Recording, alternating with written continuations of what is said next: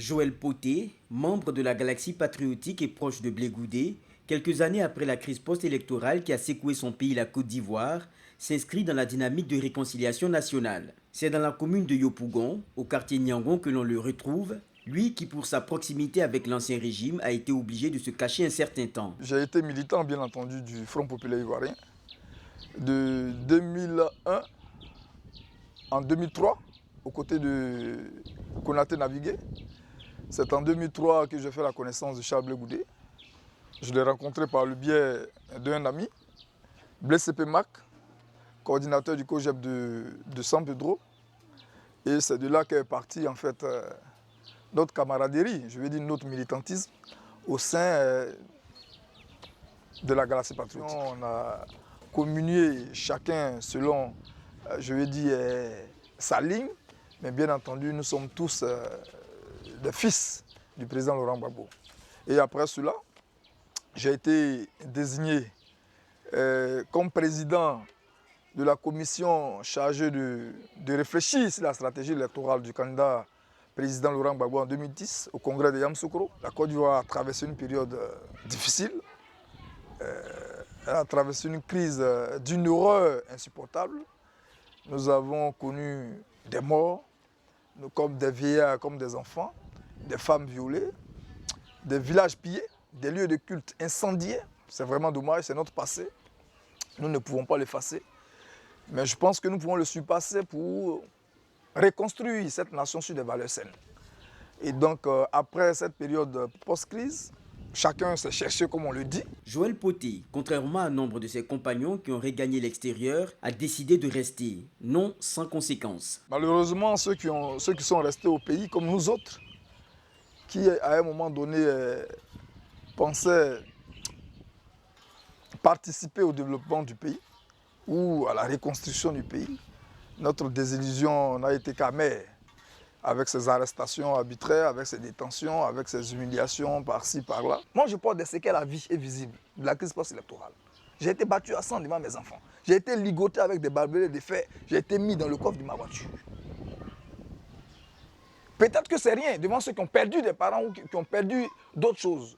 Mais si tu traverses une telle situation et tu veux faire de la politique pour changer les mentalités, pour améliorer les conditions de vie de tes citoyens, tu ne peux pas emprunter un autre chemin que le dialogue ou que faire la paix. Le pardon, certes, mais aussi situer les responsabilités, interpellé sur la question du rôle joué par la Galaxie patriotique à laquelle il a appartenu et son mentor Blé Goudé, Poté répond. Nous avons mis quiconque au défi, nous avons même mis la CPI au défi de nous montrer une seule vidéo où Blé Goudé appelait les jeunes Ivoiriens. Non, mais c'est de lui qu'il s'agit. C'est de lui que je suis proche. Je ne suis pas un collaborateur du président Laurent Gbagbo.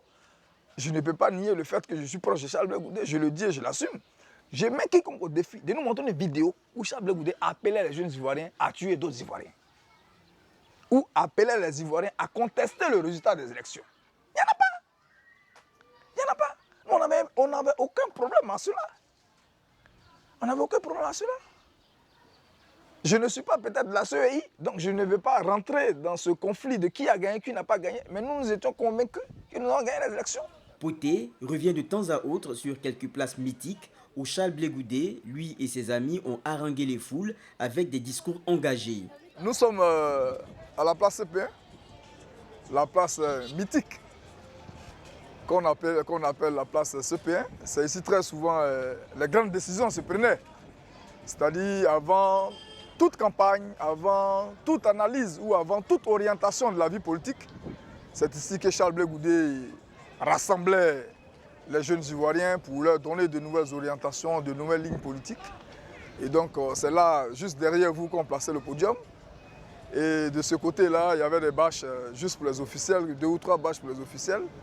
Et toute la foule était de ce côté-ci.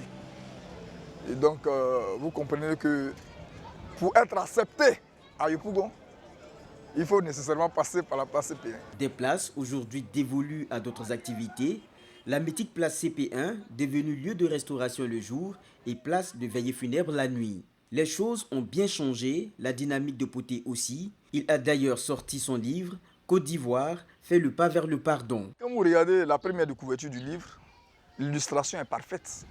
il y a une zone aride et il y a une zone fertile. La zone aride représente la guerre, la tristesse, la souffrance, la difficulté, le manque, la soif des Ivoiriens. Et la zone fertile représente l'espoir, la prospérité, le développement. Mais pour y aller, il faut faire un pas. Et le pas, c'est le pas vers le pardon. Je l'ai dit et je l'ai écrit, dire pardon et demander pardon sont deux choses différentes. Dire pardon, c'est de faire du mot pardon un mot magique qui, une fois prononcé, peut penser ou guérir des blessures. Or, demander pardon, c'est la conséquence d'une démarche à 3 étapes.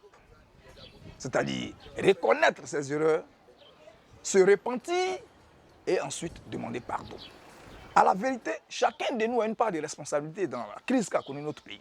Comme mon livre parle de pardon et de rapprochement, c'est un schéma que nous mettons en place un peu partout quand nous nous déplaçons. Quand j'étais à Sessandra, la cérémonie de dédicace de Sessandra, c'est ma ville natale. Le maire de la ville est RDR, c'est lui qui a présidé la cérémonie. Celui qui était l'invité d'honneur est un ancien ministre du PDCI RDA. Et celui qui était parrain était membre de la direction de campagne LMP au compte du président Laurent Gbagbo. Donc quand nous nous déplaçons dans les villes, nous nous arrangeons de sorte que ce paysage politique se retrouve dans la salle. Ça veut dire un cadre du RDR, un cadre du PDCI, un cadre du FPI. Comme c'est véritablement les 3 grands partis, leaders de la scène politique en Côte d'Ivoire. Si la nouvelle posture de Joël Potey est saluée par beaucoup, certains voient en lui un traître. J'ai posé la question à tous ceux qui m'ont interrogé, à savoir, qui détient le trahimètre, c'est-à-dire l'instrument de mesure pour jauger la capacité de quelqu'un à trahir. Et on trahit qui par rapport à quoi? Chers amis, la paix n'est pas une option, c'est un impératif pour tous les Ivoiriens. Aujourd'hui, nous avons l'obligation d'emmener tous nos aînés politiques à bien finir leur carrière politique. Parce que pour nous, une bonne conclusion de nos aînés sera une bonne introduction pour nous jeunes de Côte d'Ivoire. Nous n'avons pas intérêt à reporter la crise, à reporter les conflits, à reporter même les conflits des générations. Il faut plutôt régler les problèmes. Si ce sont les jeunes qui font la guerre, les jeunes ont décidé de faire la paix. Si faire la paix c'est trahir, je pense bien que je préfère avoir ce manteau d'homme de paix et ce manteau peut-être d'homme de paix qualifié de traître ou je ne sais pas quoi. Joël Potey poursuit ses chantiers vers le pardon.